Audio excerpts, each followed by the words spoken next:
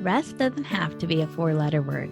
If you feel like you're about to break from exhaustion, let me invite you to Simply Sabbath, a podcast for the burnt out Christian mom who longs to get back to the core of who she is and to reclaim the deep joy and stabilizing peace Jesus has for her in her everyday, without the mom guilt that often accompanies self-care practices.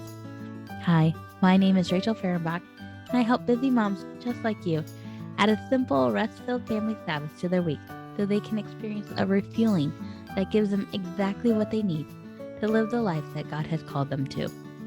I'm so glad you've joined me today. Let's get to it.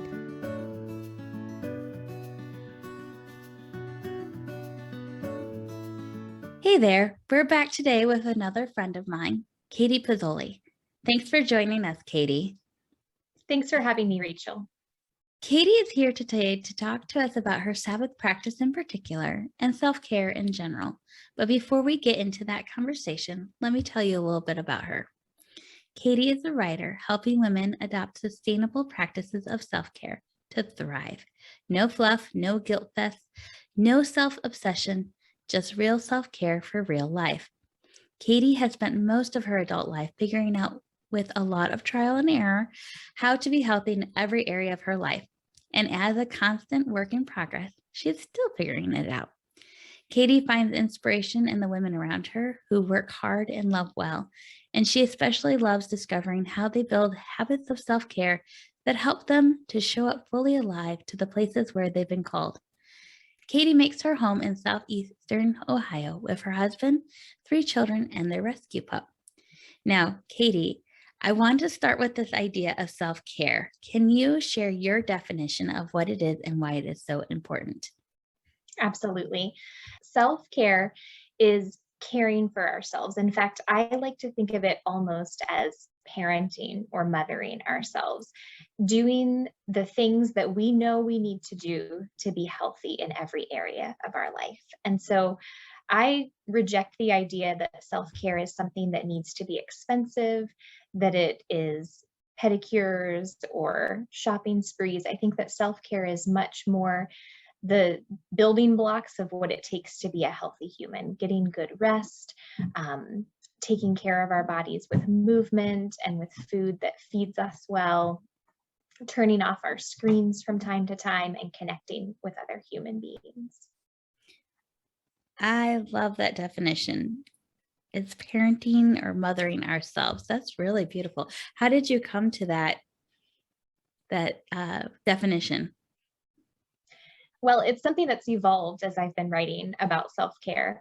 And so I was first, and I still do, write about practices that I have found helpful or that other women I know have found helpful.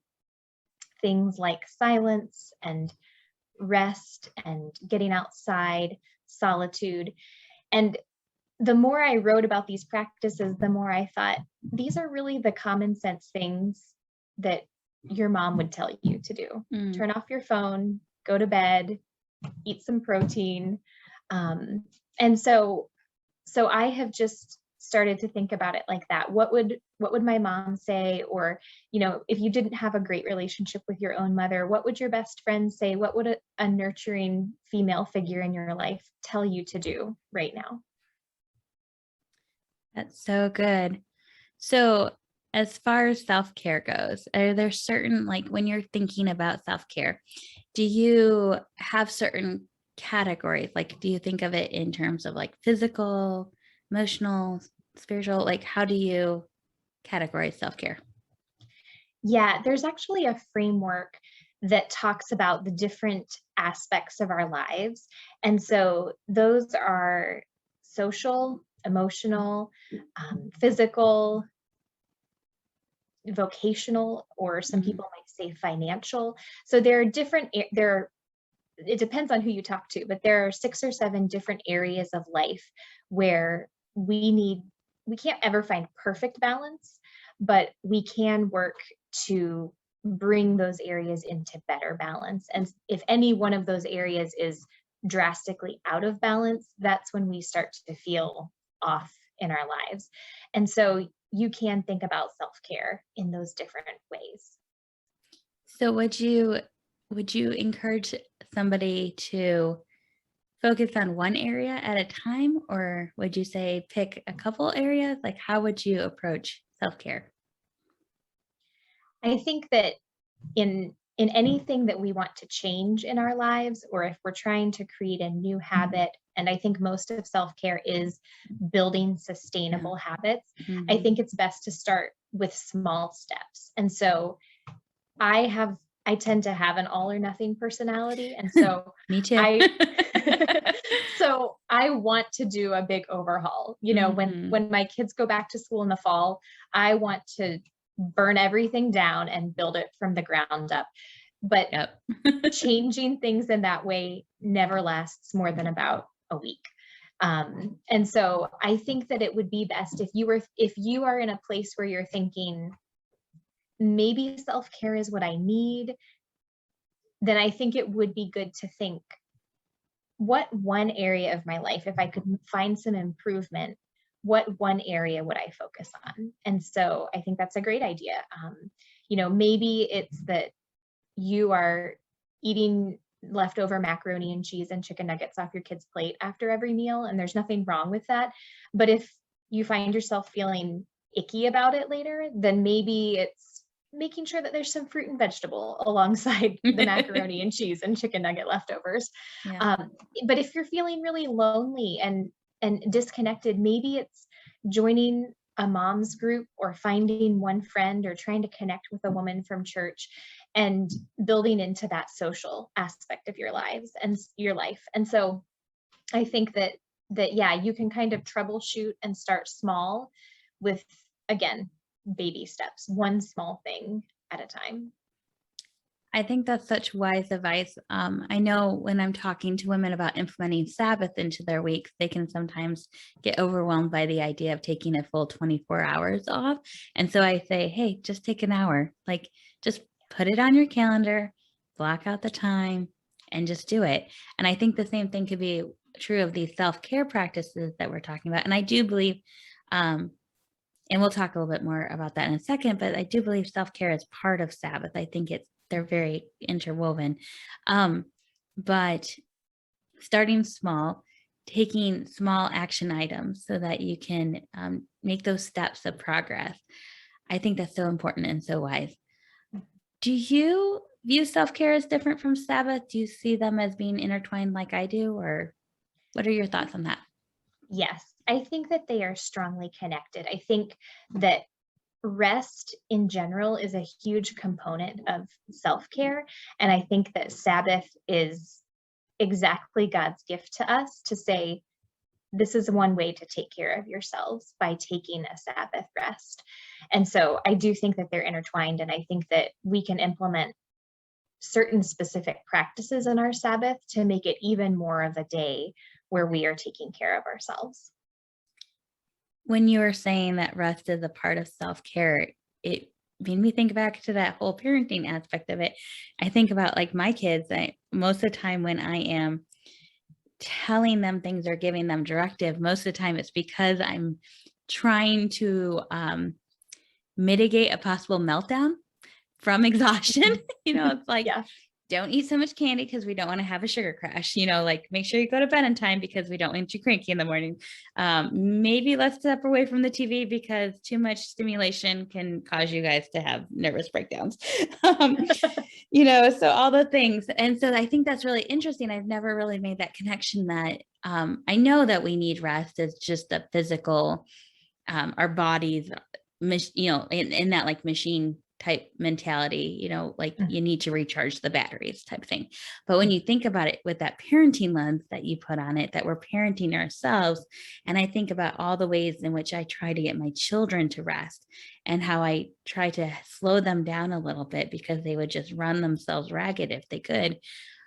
I think it really kind of reframes it for us, and it really puts it back into perspective that it's not only good for us, it's really necessary for us. I mean, it's Right. really, like you said, it's not selfish. I think that it reframes it, and it puts it back into perspective for us that it's not only good for us, but it's also very necessary. How did you start practicing Sabbath? What was the impetus for that? Well, I think that I first heard about Sabbath as an idea, not just an Old Testament idea, but something that God maybe still wanted us to Hmm. consider as Christians, probably about 9 years ago. Oh, wow. My Okay. my oldest daughter is 10. She just turned 10, and she was a baby still. So somewhere between 9 and 10 years ago, my pastor did a sermon series on Sabbath, and he defined Sabbath specifically as a break from our regular work, an That's intentional good. break from our regular work. And at the time, I thought I was newly a stay-at-home mom, and I thought, there is no break from my regular work. Hmm. Um, I could only see that, all of my work was laundry and dishes and food and a baby that needed me all the time. And it never ends. Exactly. And so I basically discarded the idea of Sabbath because I could not see an application to my actual life at that Hmm. time. But I just have continued to hear about Sabbath, and I couldn't even tell you what those sources were now, but Right. it has continued to crop up throughout my adult life. And I've had a couple of friends who have intentionally practiced Sabbath and shared their practices of it. And it made me think, maybe there is a way. What part of my regular work could I take a break from? And Mm-hmm. so that was where I started. And I started very simply by saying, on Sundays, I don't do laundry and I don't get on social media. And so laundry was something I thought, I can do laundry 5 or 6 days a week, but not on Sundays. That's something that can really wait. And I think I will benefit from taking 24 hours off of social media. And so that was the beginning of it for me. No laundry and no social media on So Sundays. when you said no social media, did you take any like drastic steps to stay off of it? Like I've heard people say like their phones are in another room, locked away for their Sabbath time. Did you do anything like that, or did you have self-discipline and self-control? Well, there's some ebbs and flows to the self-discipline and self-control factor. Hmm. I don't lock my phone away or turn it off because I'm still open to phone calls and text Yeah. messages and communication.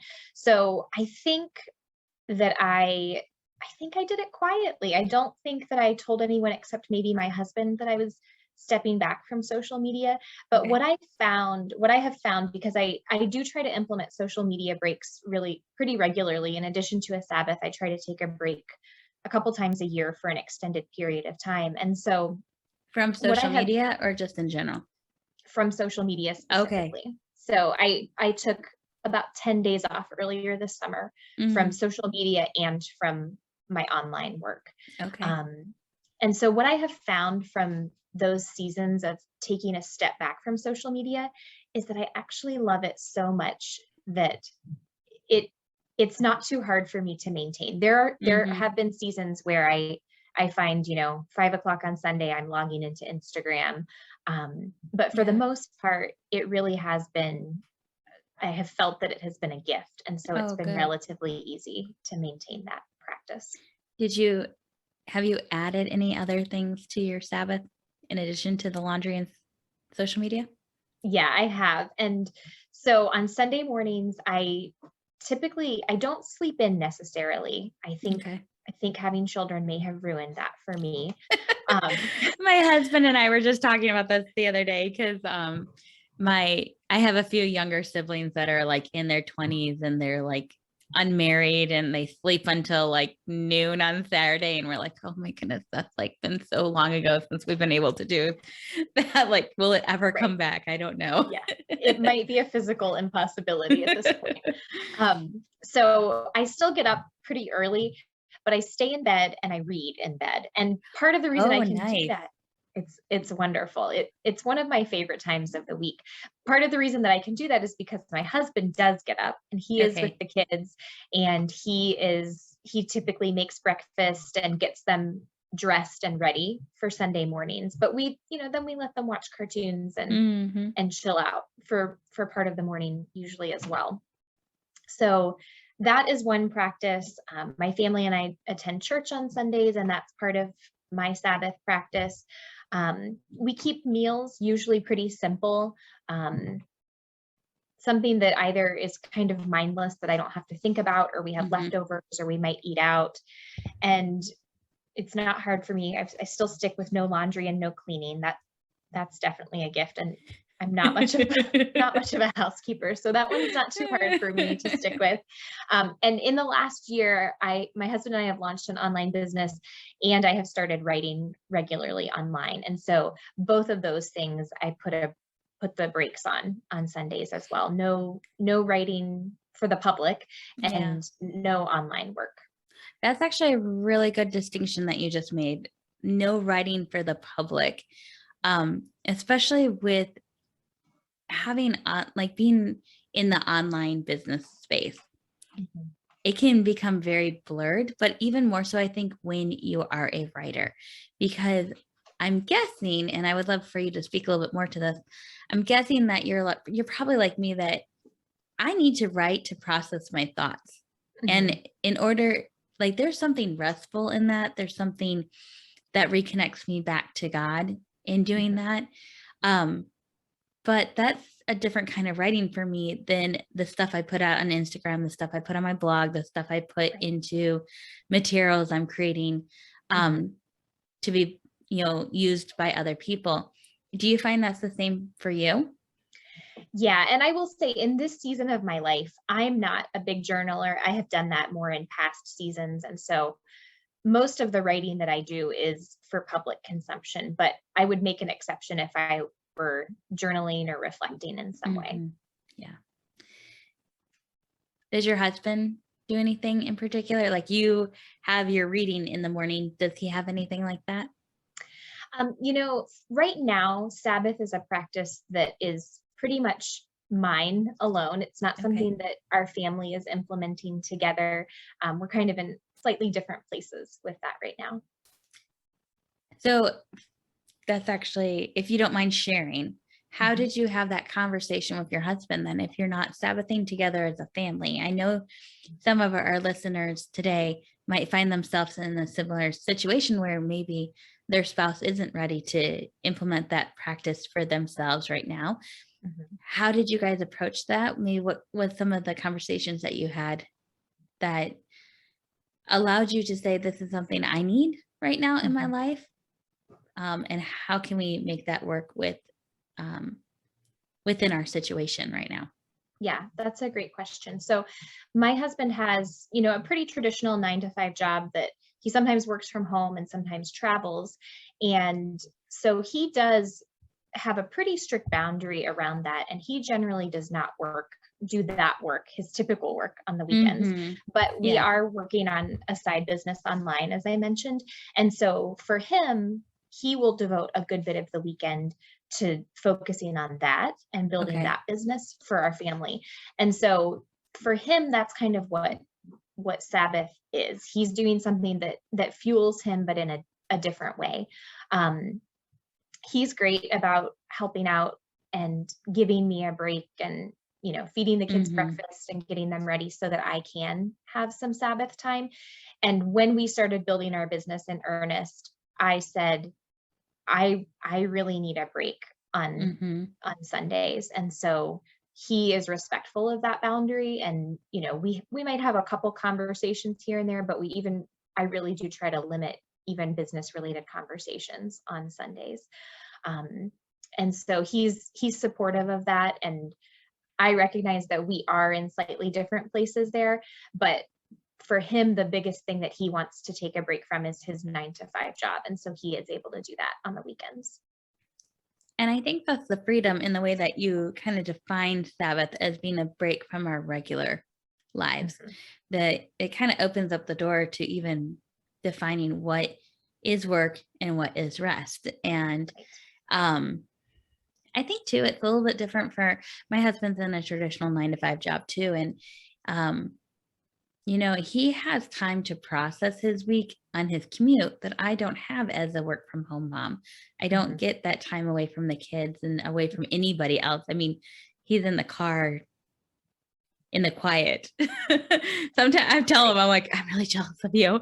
He has an hour-long commute And so like, you have 2 hours a day where nobody's bothering you. Like, that's Mhm. amazing. But he doesn't necessarily have the same needs for that Mhm. quiet, reflective time on the weekend as I do, because I don't Mhm. have that quiet spot typically. So I love how the way that you define Sabbath opens up the door to implement it differently and have Mhm. it look differently in your lives. I think that's really, really good. How has practicing Sabbath changed your life? Well, I mentioned earlier that I felt like it was impossible to Sabbath when I had Mhm. an infant. But what I have realized is that life does not get any less busy as our Nope. kids get older. It just In the fact, needs change. When yes, they're babies, they're like physically needing you all the time, and then as they get older, now they need you emotionally and, right. just different ways. Exactly, exactly. And so yeah, the needs change, but there are more demands on my time now than there were 10 years ago when I had one Mhm. infant. And so nobody in my life is probably going to look at me and say, "Katie, you should really take a break," except the Lord. And Mhm. so I want to honor both the commandment and a gift that he's given us with Sabbath. Mhm. And for me, Sabbath is not just rest for my body, but for my soul. And Mhm. so the practices that I have chosen to incorporate in my Sabbath allow me to feel like that day is like a long inhale and a long, deep exhale. And so Mhm. that is what Sabbath is for me. And that is what I need as on Sunday as I get ready to go into the week to come. So, do you incorporate any other specifically like soul care practices into your Sabbath? At this time I don't. There is an app that I like to listen to, Lectio 365, Mm. which is a prayer app. Yep. Um, and so I will sometimes do that on Sunday and sometimes not because I do it pretty typically through the rest of the week. Mhm. Um, and so sometimes I'll open my Bible or pray a little bit, but sometimes I don't on Sundays. But that I'm not saying that's necessarily a best practice, but that's where I am right now. Mhm. And it sounds like you're giving yourself you're being kind with yourself and acknowledging where you're at right now and Yeah. saying this is taking the break is just as important as what you do during the break. Yeah, absolutely. Katie, do you find any that you come up against any kind of challenges when you try to Sabbath? Like, is there anything that keeps you from Sabbathing? Anything that you find difficult during Sabbath? Hmm. I think for me, the most difficult thing is there are two things. One is resisting the siren call of social media Mm, because it is so easy just to think, I'll just pop in and check really yep. quick. Yep. And then you look down 30 or 60 minutes later and you know, it feels like such a waste of time if you haven't been intentional about that. At least that's how I feel. Mm-hmm. So I think that is one challenge. The other challenge for me is is balancing the type of rest that I'm taking. Um, because I'm setting this day aside intentionally to rest. Sometimes I think I just want to lay in bed all Mm-hmm. afternoon. I want to take a long nap. And there are times and seasons for that, certainly. But I also find that I might feel a lot better if I take a walk instead. Mm, I actually might feel better instead of checking out all day, if I actually connect with my family and sit down and play a game with my kids. And so for me, it's not swinging too far in the direction of rest and doing nothing. So I think that prioritizing connection with the people who are right in front of me is kind of the best antidote, both for the pull of social media and for the, this kind of the slide down mm, towards apathy almost. mm. So, do you have any suggestions on how to navigate that and how to know when you need to just take the nap and when maybe you need to take the walk? I think it's probably a matter of practice, Mm, um, and knowing that you just won't always get it right. Sometimes you wake up from a nap and you think, I might feel worse than I did before, but maybe your body still really needed the rest. mhm. Um, and so I do think it's just a lot of practice and noticing where you are emotionally. If you find that you're trying to play a game with your kids, but you're just feeling irritated and you're snapping, then maybe it is the day for the walk or the nap. Mhm. Um, and so I think that is something that just comes from practice. And another thing that we don't necessarily plan to do, but when it happens, I find that it really is life-giving to me, is if we have another family over for dinner or we're invited somewhere to eat with someone. Yeah. I do find that that is just a really refreshing way to spend Sabbath, but that's not something that we really intentionally try to make happen now, but Yeah. sometimes it does. So it sounds to me that we need to pay attention to how we're responding Mhm. in our Sabbath practice, paying attention to those. How is my body physically responding right now to this way that I rested? How is my spirit responding to the way that I just rested? Mhm. How is my soul? How do I feel on emotionally? I think that's a really insightful point about how to navigate your Sabbath practice. And I think you just brought up a really important point why it's weekly.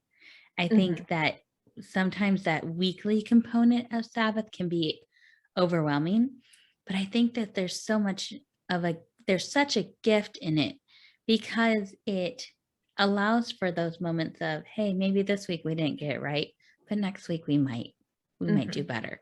And we always have next week to try again. Right. And so I think that's really valuable, Mhm. that weekliness of it all. Yeah, it really is. And that's the whole point of calling it a practice too, that Yep. we get to try again. I also, a lot of Sundays I will find, I say Sundays because that's when Mhm. I typically practice the Sabbath, but a lot of times by about 5 o'clock on Sunday, I can just feel where my energy is. Yep. Is my energy high? Have I done the things that I needed to fill my Yep. my bucket? Or am I feeling like, ugh, tomorrow's Yeah. Monday and I don't feel ready for that at all. You're like, oh man. Yeah. Right. Exactly. Yes, And you know and it. if you recognize that by 5 o'clock, it might not be too late to course correct. You might be able to take a quick walk after dinner or play that game with your kids or just put yourself to bed early. Um, I like that option. yeah, yeah. Sometimes I need that. But no, I think that's a really good point too. Like, hey, by 5 o'clock, check in with yourself and say, am I do I feel like I've gotten the rest I need? Hmm. Is there some other form of it that I might need to do between Yeah. now and 9 o'clock when I Hmm. go to sleep, or 10 o'clock? I say 9 o'clock because I'm supposed to be going to bed between like 9:30 and 10, and that's not happening lately. So I need to parent myself and implement some self-care and get myself to bed earlier so I can actually Yeah, get up when I'm supposed to get up. it's Um, hard. it is so hard. uh, yeah, no, I like what you just said. That's so good. Do you have any other suggestions or tips in how to approach Sabbath or what you could do during Sabbath? Yeah, I think, I just think about moms that are feeling overwhelmed by Hmm. the idea. And I would say the same thing we talked about earlier, which is start small. And like you said, it doesn't have to be a whole day. Hmm. I think that if I could talk to myself, 9 years ago, I would say, have your husband put the kids to bed one night and take that Yes. hour or 2 hours, put your phone away Hmm. and take a bath, read a book, take a walk, meet a friend for coffee, and just start with a really small piece of time. Hmm. Um, it can be, or, if you're a stay at home mom, it might be while your kids are napping. And so maybe instead of having a practice once a week, maybe you say, instead of doing the laundry, washing the dishes, picking up the toys during nap time, I'm going to sit and read a book instead, Mhm. or something that will fill you up. Call a friend, or you know, or even just watch a TV show, something like that. Um, and make that an intentional practice at least a couple days a week during nap time. So start small is one thing I would say. Enlist help wherever you can. So Yep. if you have a spouse and you can trade off, I think that's great. For single moms, I know that's a lot harder. But if you have parents around, if you have neighbors or friends who can help, even if you can afford to pay for childcare, I Mhm. think that it would be worth it to give yourself a break and to choose activities during that time really intentionally that will fill you up for when you return to your family. Yeah, I'm even thinking like if you could swap a day with another single Mhm. mom Yeah. that you might know, be like, "Hey, I would love to Sabbath for like 4 hours on Mhm. Saturday. You know, could we swap that? Like maybe you could swap weeks or you could even swap days. Like you Right. have her kids come over to your house on Friday from 5 to 9 and then your kids go to her house. Did I say that right? I think I said that right. Yeah. You know what I'm saying? Like, Uh-huh. you would swap the time and I think that's a possibility, but I totally agree with you. Really press in to utilizing the community around you. You're not meant to do this thing alone. Right. You're not even meant to rest alone. And so the more you Mhm. can tap into the community around you, um, to allow them to shoulder some of the responsibility that you have for a short amount of time, Mhm. it'll be good for you. It'll be good for your kids. It'll be good for your family as a whole. Absolutely. Absolutely. And I think the other thing too is just to recognize your season and not be frustrated if you can't reach what you think is kind of the ideal for Sabbath right now. Hmm.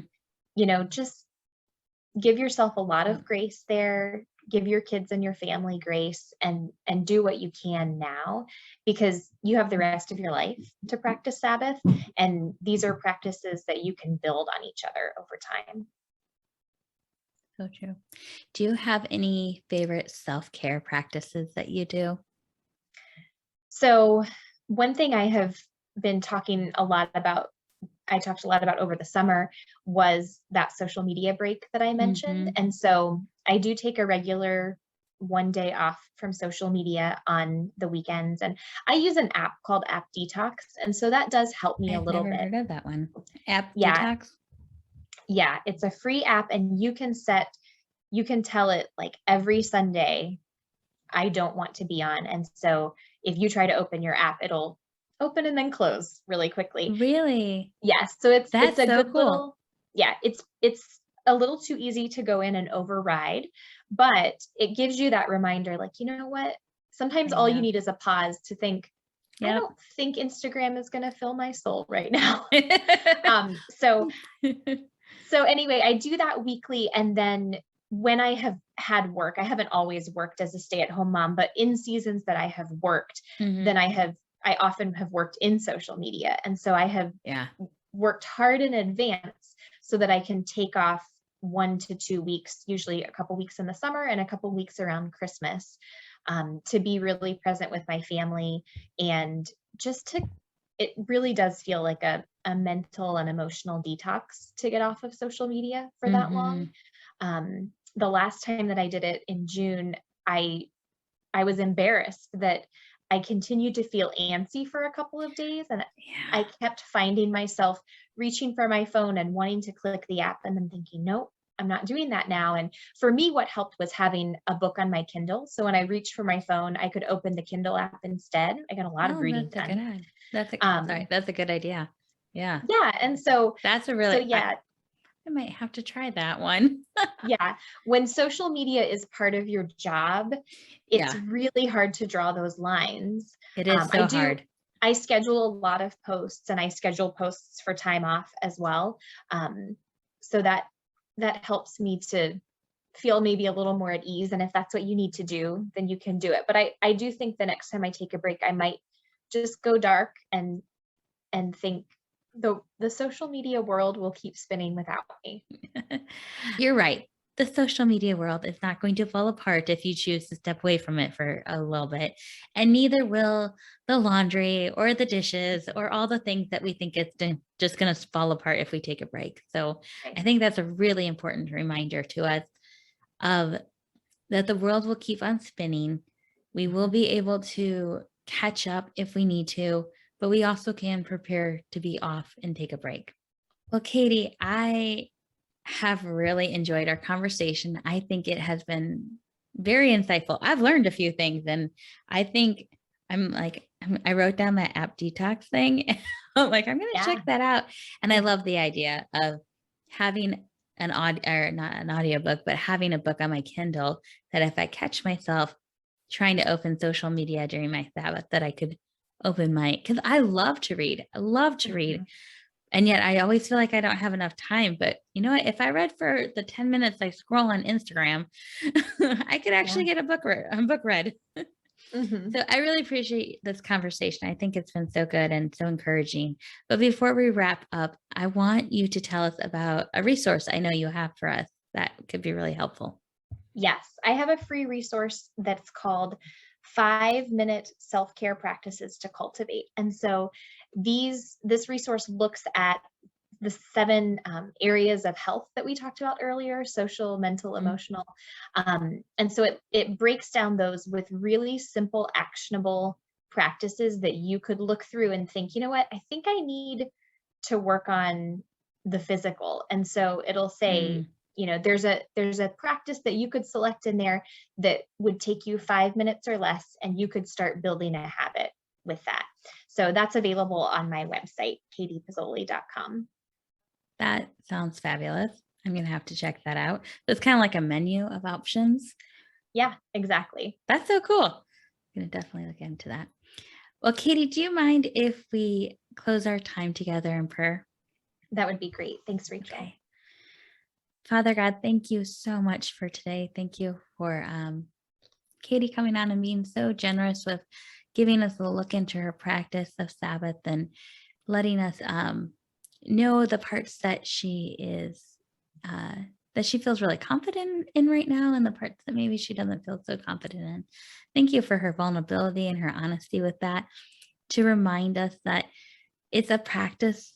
It's not perfection right off the bat. And Lord, we practice each week to draw closer to you, to reflect your image in resting, to learn what it means to depend on you, and to remind ourselves that you are ultimately our provider, and to thank you for the ways in which you've provided for us. Lord, as we go about our weeks, Lord, may we remember that you care about us, that you have given us permission to rest, that we need to take it as a way to care for our souls and our physical well-being. Lord, I ask that you would bless Katie in the work that she's doing, in the way that she's helping women implement these self-care practices so that they can live lives that are just lived out for you, Lord. I ask that you would just continue to bless her work. And Lord, just bless each and every one of our listeners today as they go about their weeks. Remind them that you care about them and that you love them, and that you desire to reconnect with them once a week during their Sabbath practice. In your precious and holy name I pray. Amen. Amen. Katie, thanks again for joining me today. I really, really appreciated it. And thank you for listening in to today's episode. We'll meet you back here next week as we continue the conversation about how we can choose to rest with Jesus week after week. Bye. Hey, I just want to say thank you for joining me for today's conversation. I know many things demand your attention, and I don't take lightly the privilege it is to share your time. I want to make things as easy and simple for you, so I've linked to all the resources mentioned in the episode in the show notes. And you can always find the links and more helpful information on my website, www.rachelfehrenbach.com. As we say our goodbye, let me remind you that what we're talking about in this podcast is not just another thing to add to your to-do list. This is not another expectation for you to live up to. It is a gift outstretched from the hand of your Creator, an invitation to press pause on walking alongside Jesus in all the things He's called you to do, and instead sit down across from Him and just be with Him. It is an invitation to Simply Sabbath.